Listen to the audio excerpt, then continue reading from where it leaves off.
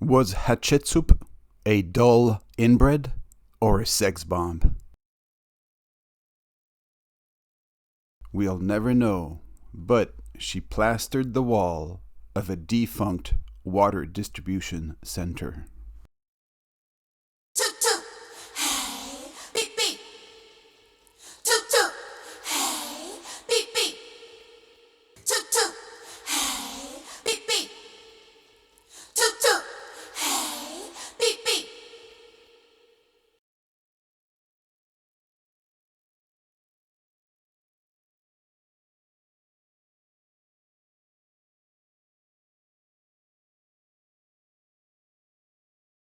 Thracials of Tassos, Thales of Miletus, and Euthymenes of Massalia. All three Greeks point to a synchronicity between strong Etesian winds and the rise of the Nile.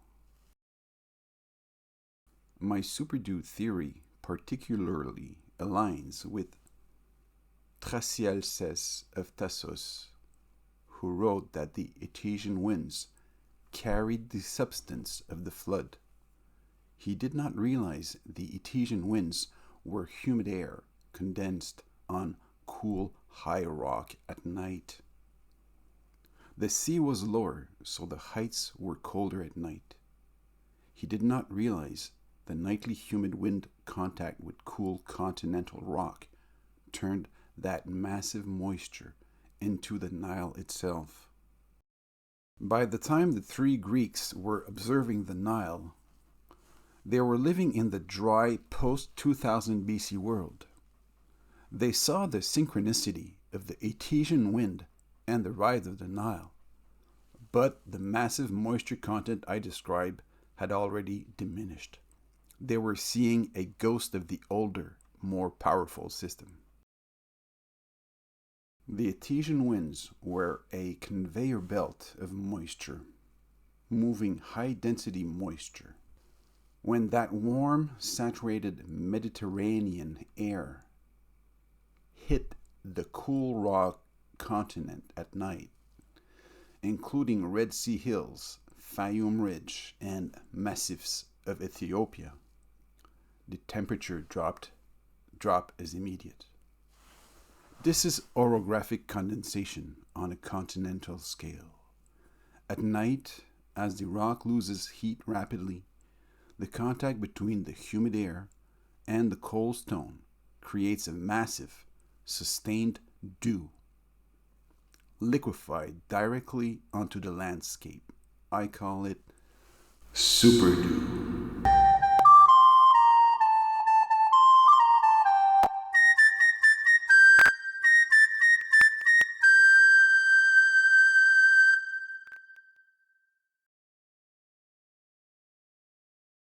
When the atmosphere lost its moisture as sea level stabilized, the heights dried out and warmed up at night, being closer to sea level.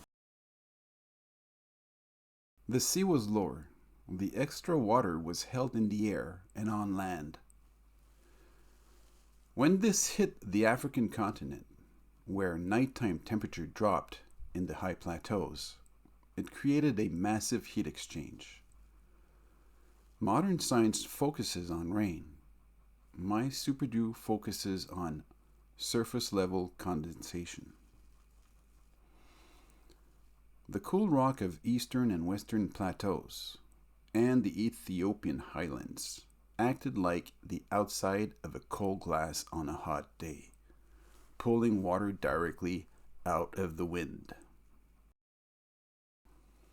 The stabilization of sea level around 2000 BC, the end of the post-glacial rise, the aridification of the Bronze Age, the transition from the mid-Holocene to the late Holocene, is recognized by geologists as a time of major climatic shift. The atmospheric surplus of water vanished. A global moisture reshuffle happened.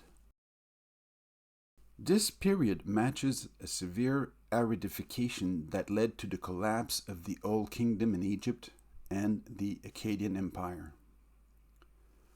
The superdew went away, the green Sahara dried up, and the Egyptian civilization was already locked into its valley-based, river-dependent structure. The superdew stopped forming because the air was no longer saturated enough to liquefy on the rocks, and the rocks were no longer as cool at night because now closer to sea level. The nighttime high plateaus were too wet, cold, and windy for villages. The ancient Egyptians stayed in the valley. The temperature difference between the warm, humid Etesian wind and the continental rock at night was high. At night, as the rocks reached their lowest temperature, they would be covered in superdew, so thick it was essentially a ground-level flood. A village on the heights would be perpetually wet and cold and windy at night. As the humid air turns to liquid on the rock, it releases latent heat, but the rock, acting as a massive heat sink, pulls that energy away, leaving the surface and anyone on it bone-chilling cold.